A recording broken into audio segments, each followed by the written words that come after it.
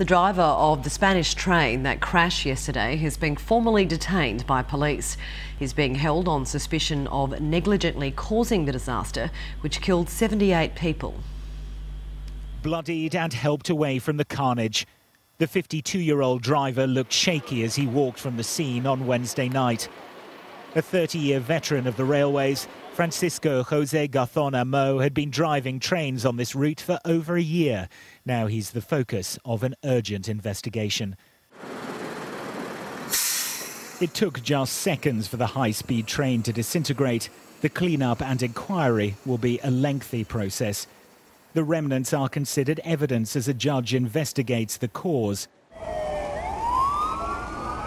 The data recorder on the Madrid to Ferrol Express will also be mined for information, as will eyewitness testimony.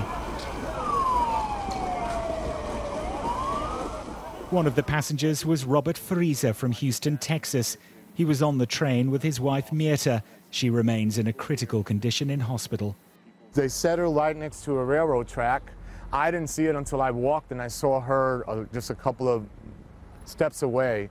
I recognized her. She unfortunately got really, she got hurt very bad. I mean, her scalp was all like that, flipped over, and she was bleeding out of her mouth and out of her ears. And she was conscious, though. She knew that what happened. A third of all those on board the train died. 24 passengers and crew are still in intensive care in the hospital Clinico on the outskirts of this cathedral city. Now the driver has been formally detained, accused of crimes related to the accident. In effect, he's become the prime suspect in one of Europe's worst ever rail disasters. The city near the crash stopped again to remember the victims this lunchtime. A moment of silence across Santiago on the day which would have marked the end of a fiesta here. Instead, they're talking about whether mechanical issues or human error caused such a devastating loss of life on Santiago's doorstep. Robert Nisbet, Sky News, Santiago de Compostela.